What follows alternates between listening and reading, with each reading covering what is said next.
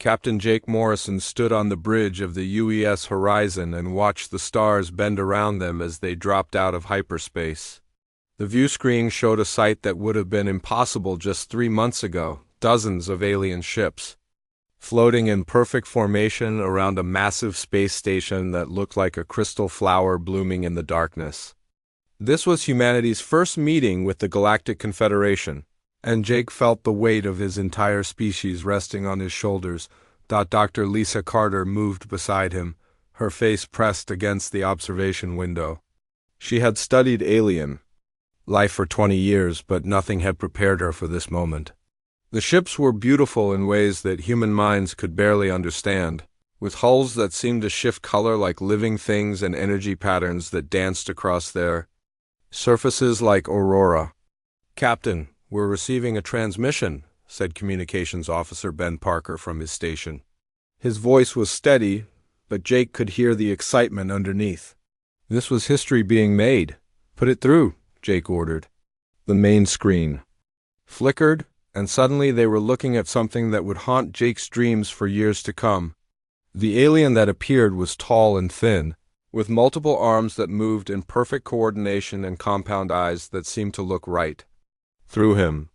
Its voice came through the translators as a series of musical tones that somehow formed words. "I am Chancellor Zorak Prime of the Vextai, speaking for the Galactic Confederation High Council. We greet the species known as humans. You will dock with our station for evaluation." The word evaluation sent a chill down Jake's spine, but he kept his voice calm. "This is Captain Jake Morrison of the United Earthship Horizon. We're honored to meet you and look forward to peaceful relations between our peoples." The alien's expression was impossible to read, but something in its posture suggested amusement. "Dock at Platform 7. Come alone, Captain. Your crew will remain on your vessel." Jake wanted to argue, but Lisa placed a hand on his arm.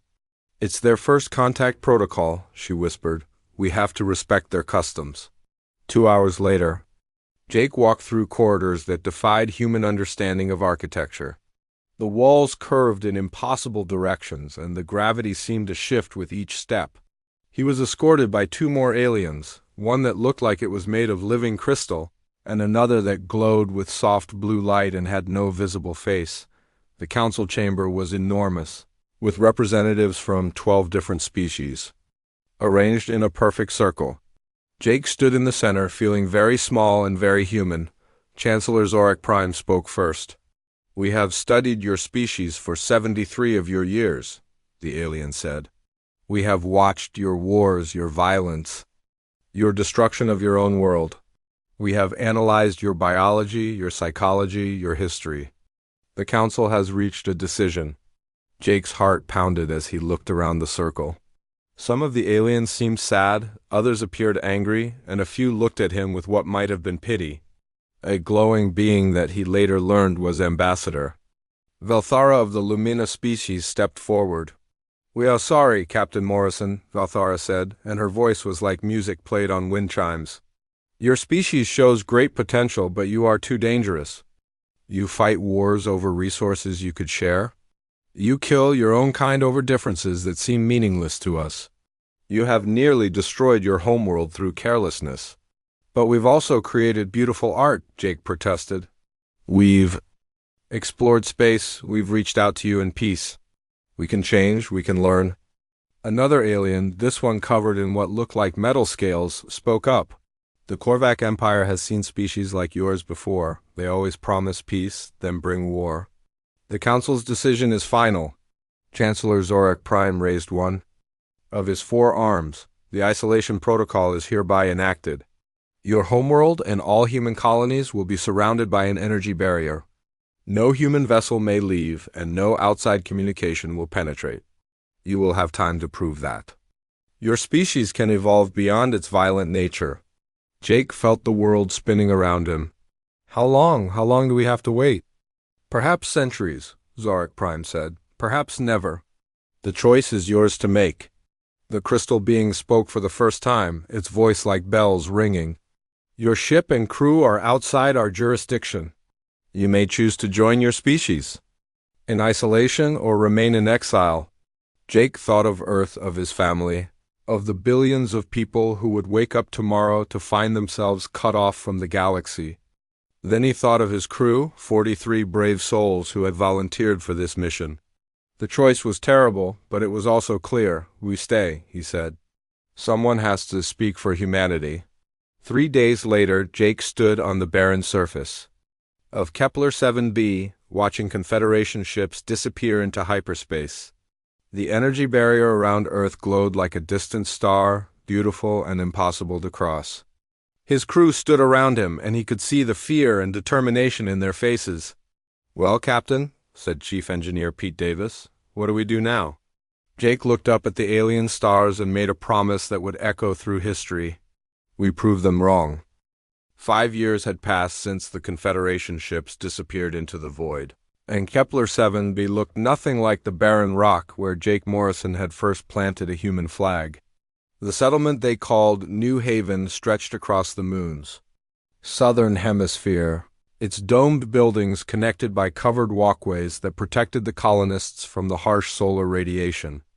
Gardens grew under artificial suns, and children played in parks that should have been impossible on this dead world. Jake walked through the main plaza, watching his people go about their daily lives.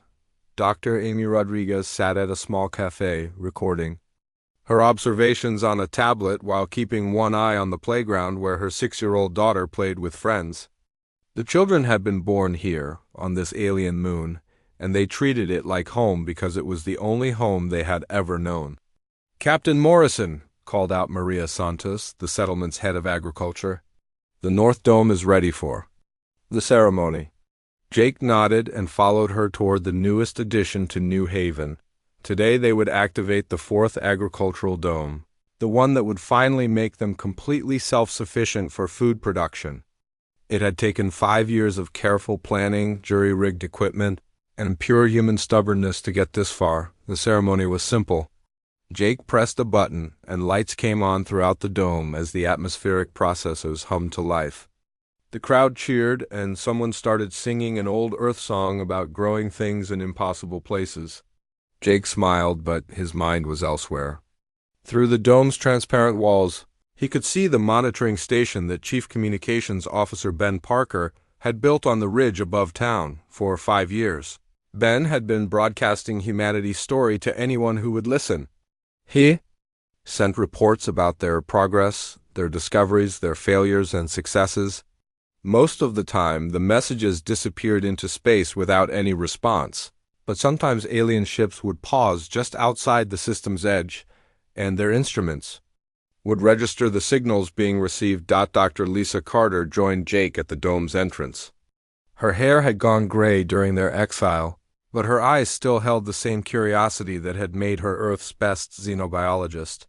"Amy's latest report is ready for transmission," she said, holding up a datapad. "She thinks the aliens are starting to take notice." Amy Rodriguez had become their unofficial psychologist and anthropologist, documenting human behavior under impossible circumstances. Her reports were careful, scientific studies of how humans adapted to exile, how they built communities from nothing, and how they faced challenges that would have broken other species.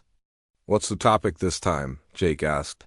"The water crisis from last month," Amy said, appearing beside them with her ever-present notebook. "When the main processor failed, Pete worked for 3 days straight to fix it. No one ordered him to do it. No one threatened him if he failed. He just did it because people needed clean water." Jake remembered that week. The water processor had been damaged by a solar flare, and without it, the settlement would have been forced to use emergency rations that would last maybe 2 weeks.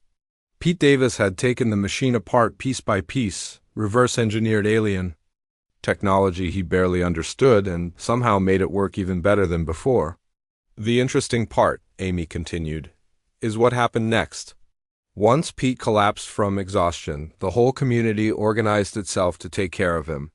People brought food, took shifts watching him sleep, and made sure his family had everything they needed. No one was in charge of that response. It just happened naturally." Lisa nodded thoughtfully. "It's the kind of behavior the Confederation doesn't understand. Their species are more structured. When a Vextai gets sick, there are specific individuals whose job it is to care for them. When Illumina needs help, they file a formal request through proper channels. But humans just help each other without being told. Their conversation was interrupted by an alarm from the communications center. Ben Parker's voice crackled over the intercom system. "Captain, to the comm center immediately. We have visitors." Jake ran through the settlement's corridors, his heart pounding. In 5 years, no alien ship had come this close to Kepler 7b. When he burst into the communications center, Ben was staring at his screens with an expression of pure shock. "It's a Confederation research vessel," Ben said. "Gelionary design, but mixed crew. They're not responding to our hails because they can't. Captain, their engines are failing and they're drifting toward the star." On the main screen, Jake could see the alien ship tumbling slowly end over end. It was beautiful even in its death spiral, its crystalline hull reflecting the system's light in patterns that hurt to look at directly. But beauty wouldn't save the crew from being incinerated when they hit the star's outer atmosphere. "How long do they have?" Jake asked. 6 hours, maybe less, Ben replied. "Their trajectory is decaying fast." Jake stared at the screen and thought about the Confederation leaders who had condemned humanity to exile. These aliens were probably part of the same organization that had built the barrier around Earth. They had called humans too violent and dangerous to be trusted. Now they were going to die, and the only people close enough to help them were the humans they had rejected. "Captain," said Lisa quietly, "we could save them. The Horizon's engines are still functional, and our tractor beam might be strong enough to pull them clear. Or we could let them die," said a voice from behind them. Jake turned to see Tony Garcia, one of the settlement's mechanics, standing in the doorway. His face was hard with anger. "They locked our families away from the galaxy. They called us monsters. Why should we risk our lives for them?" The room went quiet. Jake could see the same question in other faces around him. These people had sacrificed everything because of Confederation prejudice. They had every right to feel anger, every reason to want revenge. "Because," Jake said slowly, "we're not the monsters they think we are." He turned to Ben. "Send a message to the alien ship. Tell them we're coming to help." "Sir," Ben said, "they might not trust us. They might think it's a trap." Jake smiled grimly. "Then we'll have to show them what humans really are." 2 hours later, the UES Horizon moved through space toward the dying alien vessel. Jake stood on his old bridge, surrounded by volunteers who had left their new home to save the lives of strangers. Dr. Lisa Carter worked with the ship's computers to analyze alien technology.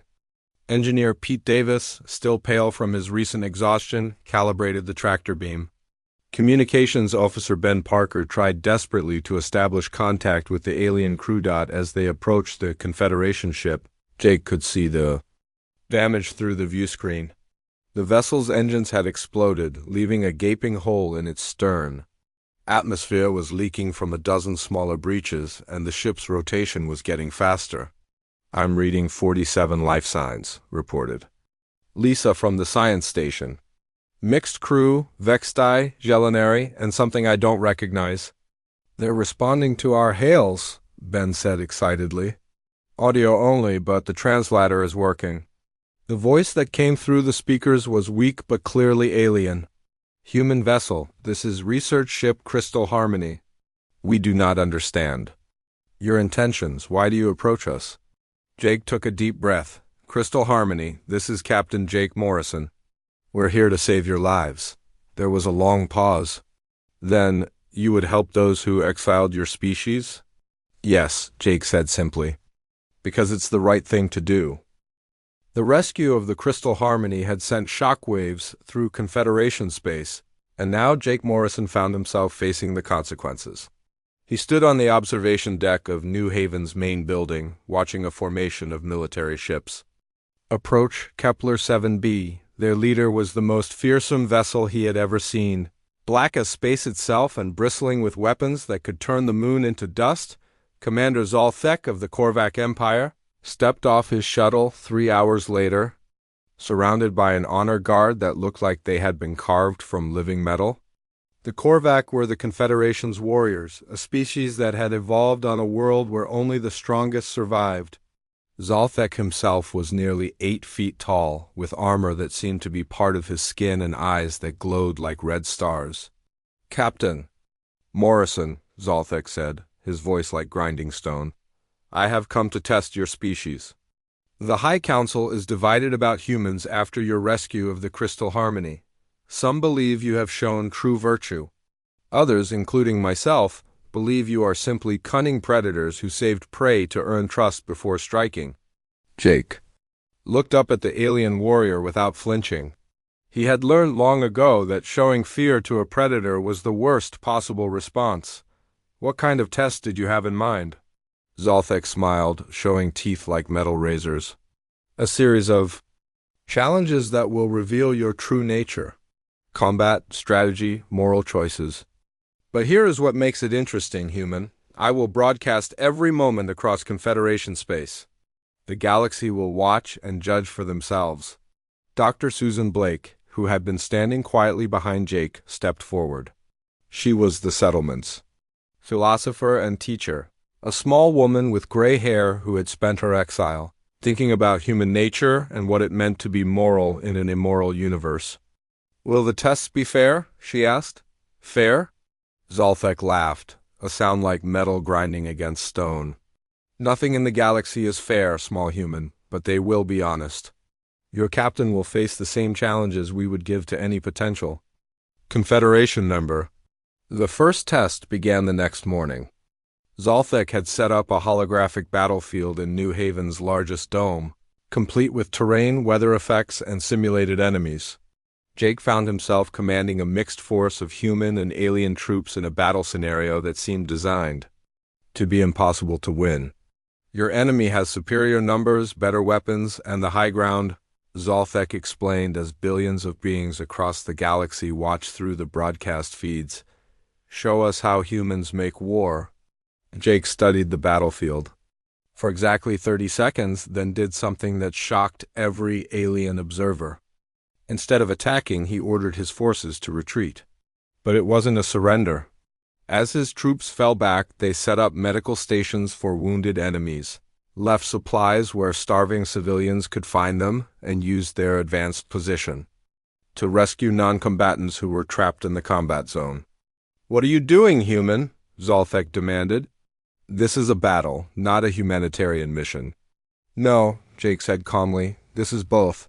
On Earth, we learn that winning a battle means nothing if you lose your soul doing it. My forces are withdrawing to defensible positions while denying the enemy any reason to hate us. When they realize we're not trying to conquer them but to help them, some of them will switch sides. The rest will fight with less enthusiasm, because we've shown them mercy their own leaders never did." The simulation played out exactly as Jake predicted. Within 6 hours, half the enemy forces had defected, and the rest surrendered without a major battle. Zalthek stared at the results in disbelief. "Impossible," the Korvac commander muttered. "No species fights this way?" Dr. Susan Blake stepped up to the microphone that broadcast her words across the galaxy. "That's because no species has had to survive what humans have survived. We evolved on a world that tried to kill us every day, but we didn't survive by being the strongest or the fastest. We survived by learning to cooperate, to help each other, to turn enemies into friends whenever possible." The second test was a moral dilemma that had been used on potential Confederation members for centuries. Jake was presented with a scenario where he could save either one human child or 10 alien civilians, but not both. The choice had to be made in 30 seconds, with no time to think of alternatives. Jake's response was instantaneous. "Save the 10 aliens," the watching galaxy erupted in debate. Many species expected humans to choose their own kind, proving they were selfish. Others argued that choosing the aliens proved humans couldn't be trusted to protect their own people. "Explain your choice," Zalthek demanded. Jake looked directly into the camera that was broadcasting his words to billions of beings. "Because it's not about species. It's about numbers, yes, but it's also about what's right." If I save one human and let 10 aliens die, I'm telling the galaxy that human lives are worth more than alien lives. That's not true. All life has value.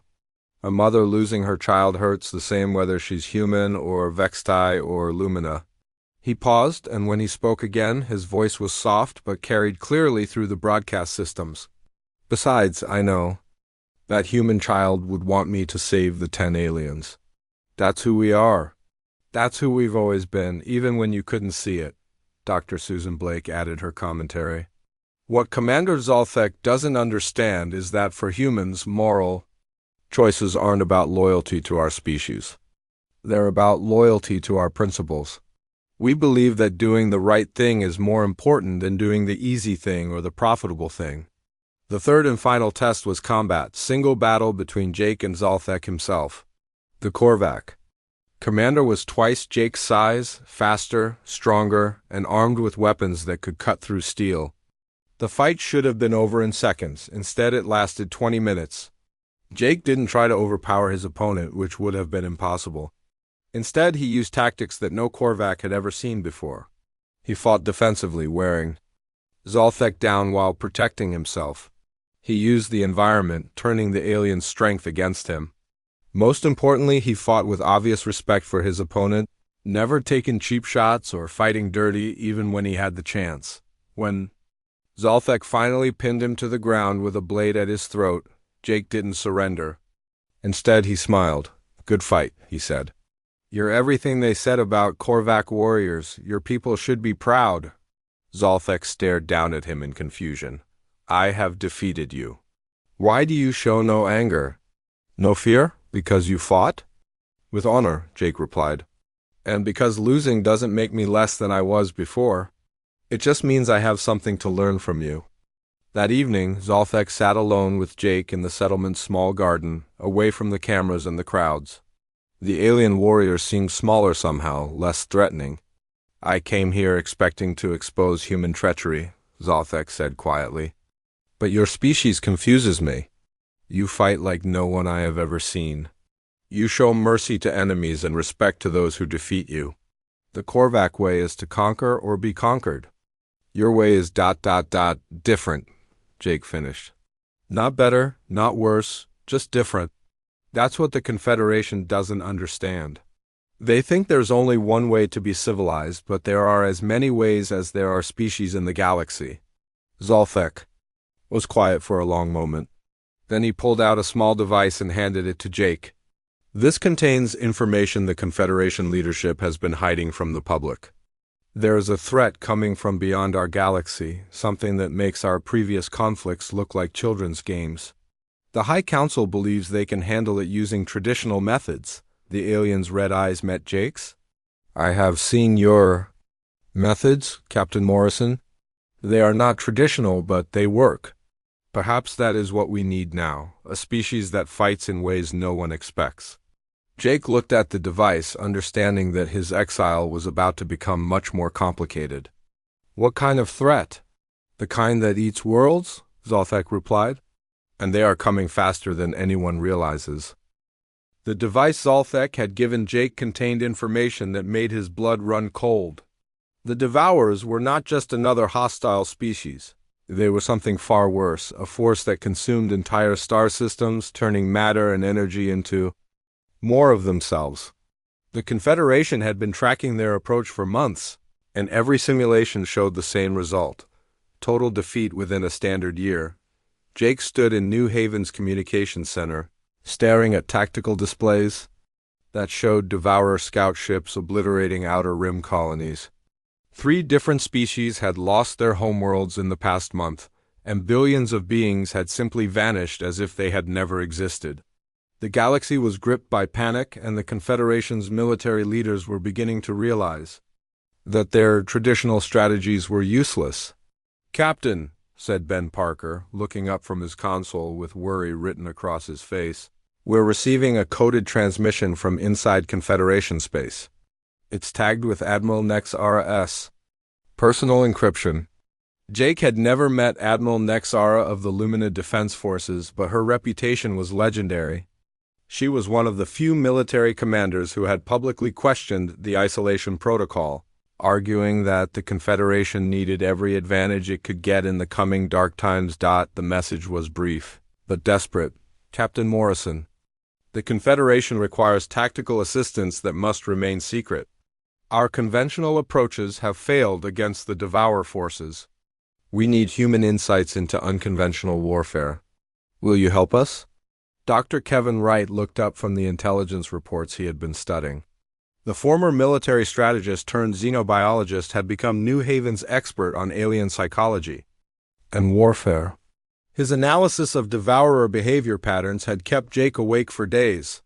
Captain, they're not asking us to fight, Kevin said. They're asking us to think. The Confederation has spent thousands of years perfecting honorable combat. Direct confrontation, traditional military doctrine. But the Devourers don't follow those rules. Jake nodded grimly. He had seen the battle recordings from the Fallen Worlds. Devourer ships moved in patterns that defied understanding, attacking from angles that should have been impossible and using tactics that seemed almost random until you realized they were specifically designed to confuse enemies who expected logical behavior. What do we know about their weaknesses? Jake asked. Dr. Lisa Carter spoke up from her position at the science station. That's the problem, Captain. They don't seem to have traditional weaknesses. They don't need supply lines because they consume matter for energy. They don't have command structures because they operate as a collective consciousness. They don't even seem to care about individual survival. But, Kevin interrupted, they do have patterns. I've been studying their attack sequences, and there's something the Confederation militaries are missing. The Devourers aren't trying to win battles in the traditional sense. They're farming. Jake felt a chill run down his spine. Explain. Kevin activated a holographic display showing Devourer attack patterns across multiple star systems. Look at how they target populations. They don't go for military installations first. They go for civilian centers with high population density.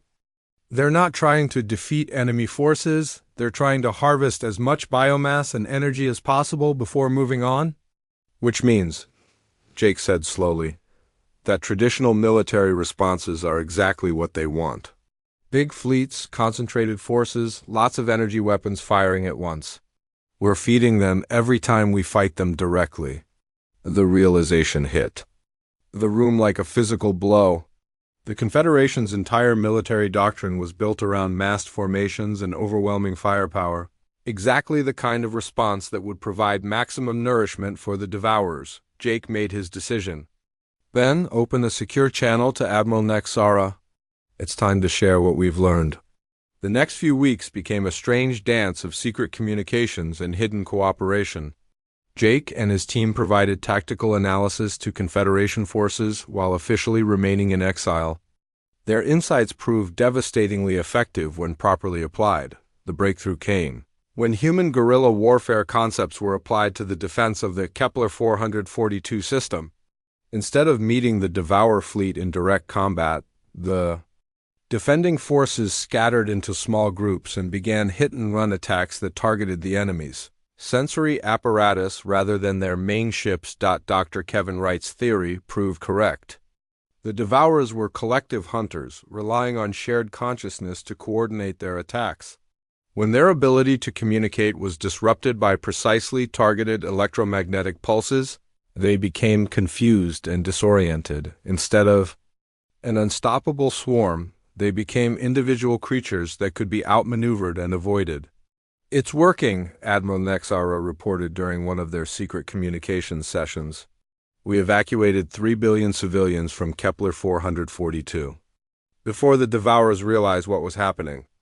Your tactics saved lives that would have been lost under our previous strategies, but success came with a price. Intelligence reports indicated that other Devourer forces were adapting to human tactics faster than expected. Worse, the political situation in Confederation space was deteriorating rapidly as species turned against each other in desperate attempts to protect themselves. The crisis reached a breaking point when Tony Garcia, one of New Haven's mechanics, confronted Jake in the settlement's main square. Tony had been arguing for months that they needed to warn Earth about the threat, even if it meant breaking their exile. "Captain," Tony said, his voice carrying clearly across the plaza so everyone could hear, "we've been helping aliens who condemned us while our own families sit behind that barrier knowing nothing about what's coming. How is that right?" Jake looked around at the faces of his people. He could see the same question in their eyes. They had sacrificed everything to prove humanity's worth, but Earth remained isolated and defenseless. "Because," Jake said slowly, "if we break the isolation protocol now, the Confederation will never trust us again. We'll lose any chance of helping when the Devourers reach the core worlds.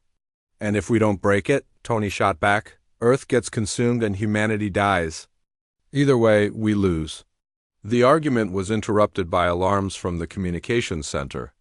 Ben Parker's voice crackled over the intercom. "Captain to communications immediately. Priority Alpha emergency." Jake ran to the communications center, to find Ben staring at his screens in horror.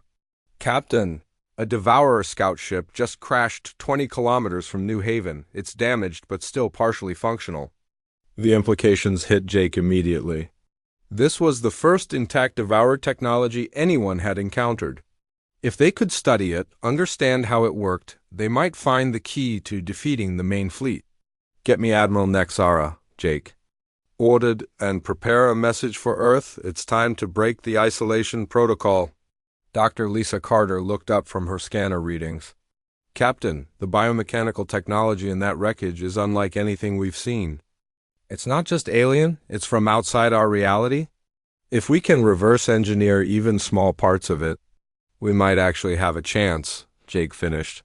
He turned to Tony Garcia, who had followed him into the communications center. "You were right, Tony. Our people deserve to know what's coming." As Ben prepared to transmit everything they had learned to both the Confederation and Earth, Jake felt the weight of his decision. He was about to violate the treaty that had defined his exile, and there would be consequences.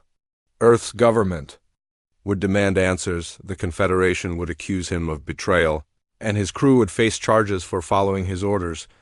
But as he watched the first images of Devourer technology appear on their screens, Jake knew he had made the right choice.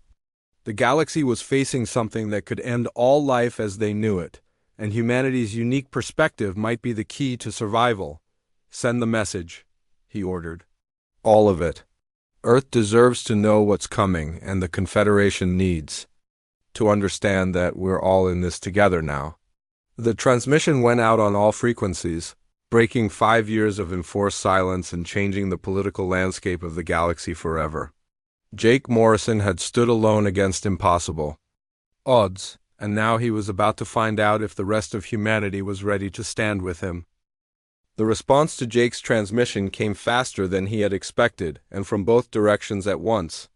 President Carol Martinez of the United Earth Government demanded his immediate return for court-martial, while Chancellor Zorak Prime of the Confederation issued a warrant for his arrest as a treaty violator.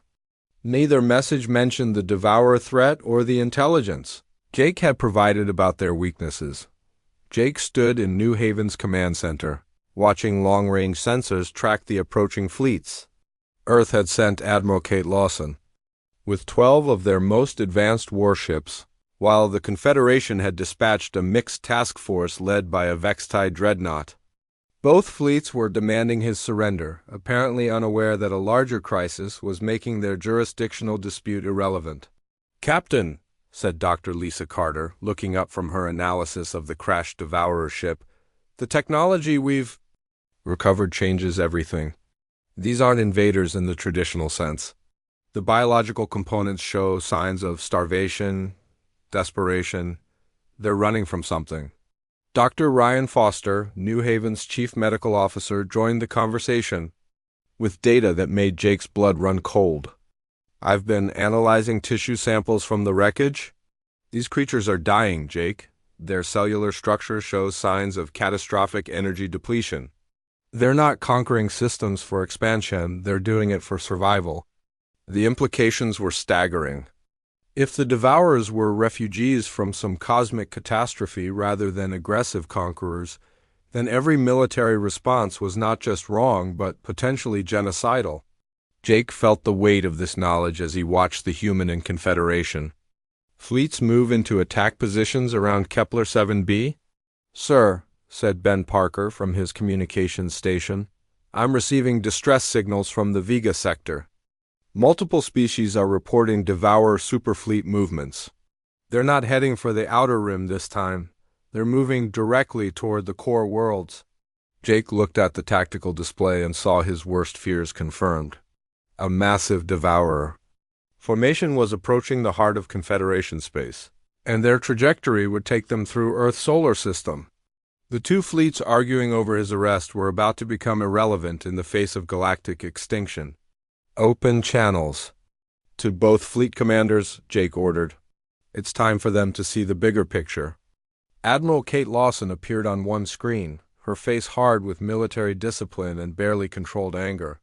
She had been Jake's mentor at the academy, and her sense of betrayal was obvious. "Captain Morrison, you are in direct violation of Earth defense protocols. Return to custody immediately." On the second screen, Confederation Fleet Commander Thexaler of the Vextai showed the cold fury of his species. "Human, you have violated sacred treaty terms. Surrender yourself for judgment." "Admiral, Commander," Jake said calmly, "look at your long-range sensors. Check the Vega sector. We have approximately 18 hours before this argument becomes meaningless."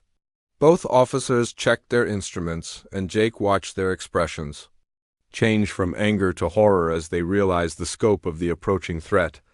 "My God," Admiral Lawson whispered. "Jake, that fleet is massive. Our combined forces couldn't stop a tenth of that number." Commander Thexaler's compound eyes focused on something beyond Jake's view.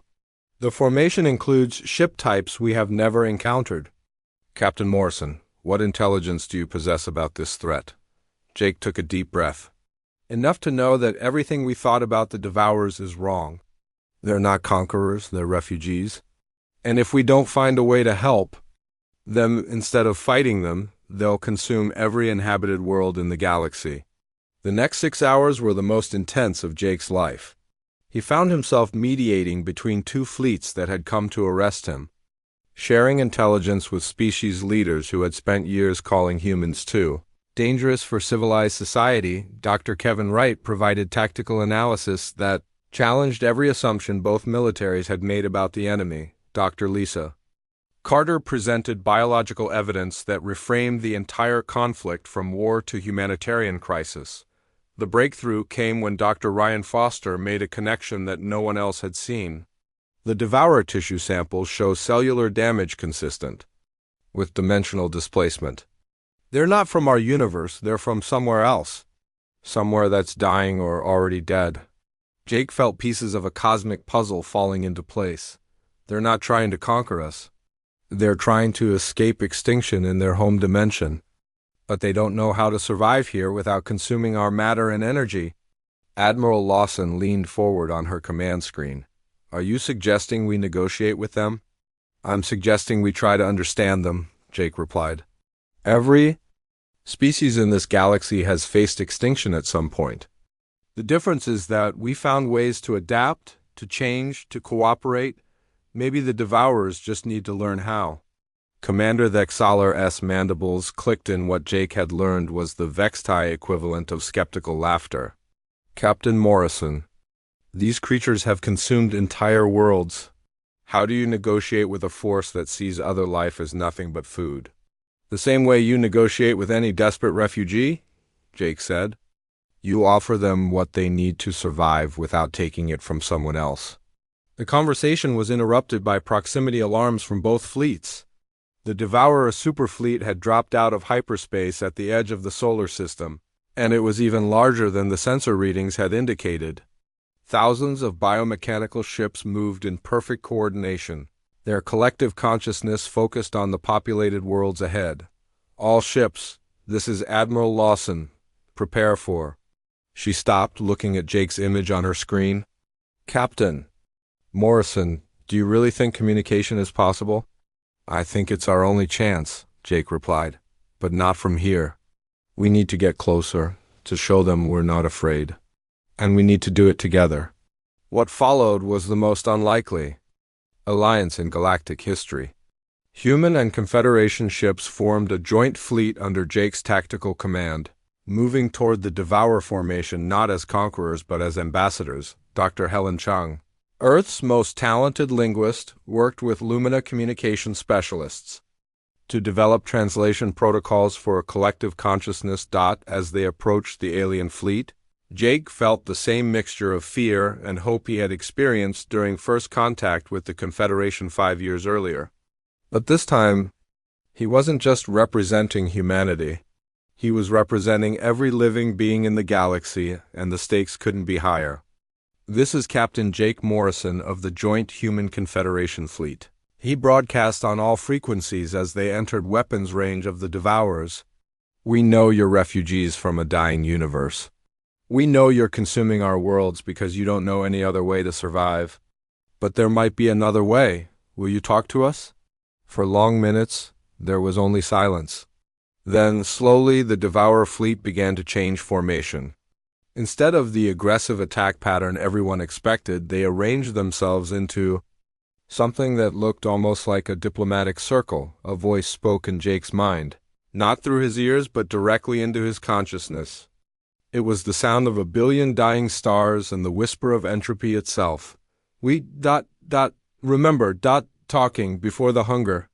Before the dying, you offer words, instead of dieting.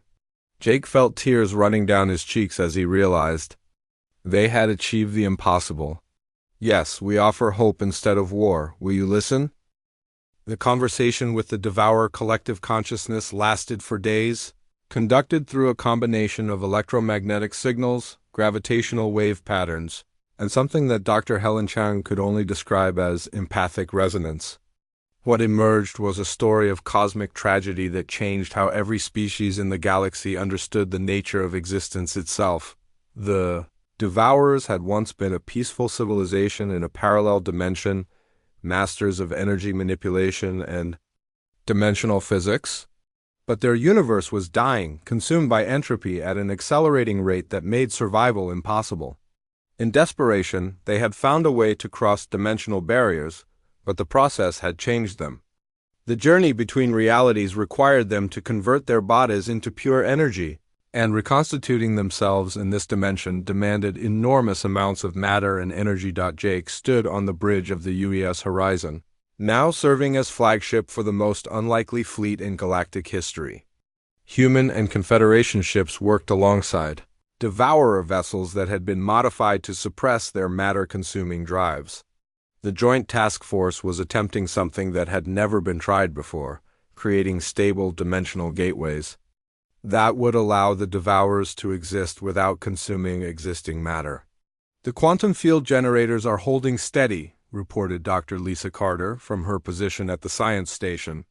She had been working around the clock with Lumina, energy specialists and Devourer consciousness technicians to develop the gateway technology. But we're going to need more power than any single species can provide. Admiral Kate Lawson appeared on the main screen, broadcasting from her flagship positioned at the opposite end of the dimensional array. Jake, the Earth Council has agreed to commit our entire strategic energy reserve to this project. President Martinez sends her apologies for doubting your judgment. Commander Thexaler of the Confederation forces added his own report. The Vextai High Command has authorized the use of their planetary core tap systems. Chancellor Zorak Prime wishes to formally retract the warrant for your arrest and extend an offer of full Confederation membership to humanity. Jake smiled, but his attention was focused on the readings coming from the Dimensional Gateway prototype. After months of work, they were finally ready to test whether their solution could actually work. The gateway would create a pocket dimension specifically designed for Devourer physiology, a place where they could exist without needing to consume matter from the normal universe. The test subject was a single Devourer volunteer, one of the smaller scout entities that had been modified with quantum stabilizers to prevent accidental consumption of nearby matter. Jake watched as the creature approached the shimmering portal that represented hope for both species. Initiate dimensional translation. Jake ordered. The Devour scout ship disappeared into the gateway, and for a moment everyone held their breath. Then Dr. Lisa Carter's instruments registered success. The entity has successfully translated into the pocket dimension and is maintaining stable existence without external matter consumption. The collective consciousness of the Devourers responded with something that the translation systems could only interpret as overwhelming gratitude mixed with disbelief. After eons of desperate hunger, they had found a way to exist without destroying other life forms, but creating individual pocket dimensions for millions of Devourers required resources that no single species possessed. It would take the combined efforts of every civilization in the galaxy, working together in ways that had never been attempted before. This is going to require a complete restructuring of how we think about interspecies cooperation, said Dr. Susan Blake, who had become the project's chief coordinator. We're not just talking about trade agreements or mutual defense pacts. We're talking about every species in the galaxy contributing their unique abilities to solve a problem that affects all of us. The next year became known as the Great Cooperation, a period when species that had been suspicious neighbors became true partners in the most ambitious project in galactic history. Human creativity and adaptability combined with Vexti mathematical precision, Lumina energy manipulation, Shellinary crystalline technology, and dozens of other specialized abilities, the Devourers contributed their own knowledge of dimensional physics and reality manipulation, technologies that revolutionized scientific understanding across the galaxy. Their desperate flight between dimensions had taught them things about the nature of existence that other species had never imagined. Jake found himself in the role he had never expected, galactic mediator responsible for coordinating efforts between species that had fundamentally different ways of thinking and communicating. The job required all the skills he had developed during his years of exile, plus new abilities he was learning every day. The breakthrough came when they realized that the pocket dimensions didn't have to be separate spaces. Instead, they could create interconnected dimensional layers that allowed Devourers to interact with normal reality without consuming it. The solution was elegant in its complexity, a parallel galaxy where matter and energy existed in quantum superposition, allowing consciousness to inhabit space without displacing existing structures. The first large-scale dimensional translation took place above Earth in full view of the planet where Jake had been born. Thousands of Devourer vessels entered the gateway system, their biomechanical forms dissolving into pure energy before reforming in their new dimensional layer. They could still communicate with normal reality, could still contribute their knowledge and abilities, but they no longer needed to consume matter to survive. Jake stood on the observation deck of New Haven, which had become the permanent headquarters for the Galactic Union's Dimensional Affairs Department. The settlement that had started as a place of exile was now one of the most important locations in the galaxy, a symbol of what could be achieved through cooperation and understanding. Dr. Amy Rodriguez joined him at the observation window, her notebook filled with observations about the most remarkable transformation in galactic history. You know what's interesting, Jake? The Devourers aren't the only ones who have changed. Every species involved in this project has learned something new about themselves. She was right. The Vexti had discovered that their mathematical precision could be enhanced by human intuitive leaps. The Lumina had found that their peaceful nature was strengthened rather than weakened by cooperation with more aggressive species. Even the proud Korvac had learned that there were forms of strength that came from helping others rather than dominating them. The Unity Doctrine, Jake said, using the term that historians had already begun applying to their approach to interspecies problems. See every conflict as a potential cooperation, every enemy as a potential ally, every difference as a potential strength. A young human cadet approached them, one of the new graduates from the Galactic Union Academy that had been established on Kepler 7b. Sir, Ambassador Velthara is requesting your presence at the monthly Unity Council meeting. The agenda includes formal membership applications from 3 more species that want to join our dimensional research projects. Jake nodded and prepared to leave for another day of impossible diplomatic challenges. As he walked through the corridors of New Haven, he passed walls covered with artwork from dozens of different species, children playing games that combined human creativity with alien logic, and scientists working on projects that would have been unimaginable just a few years earlier. The cadet fell into step beside him. "Captain Morrison, can I ask you something? Do you ever regret standing alone against the galaxy all those years ago?" Jake paused at the entrance to the shuttle bay, looking out at the mixed fleet of human Confederation and Devourer ships that represented the new reality of galactic civilization. Above them, the dimensional gateways shimmered like aurora, beautiful and strange and filled with possibilities that no single species could have imagined alone. "I was never alone," he said finally. "I just had to help everyone else see that we're all part of the same story. The galaxy is big enough for all of us, including refugees from dying universes and exiled humans who thought they were too dangerous for civilized society." He smiled and headed for his shuttle. There was work to do, new species to welcome, new problems to solve through cooperation rather than conflict. The galaxy had changed forever, not through conquest or domination, but through one human's unwavering belief that understanding was always possible, even when it seemed impossible. And in the quantum dimensions where the Devourers now lived in peace, their collective consciousness carried a message that resonated across all realities. Sometimes the greatest strength comes not from standing against others, but from standing with them.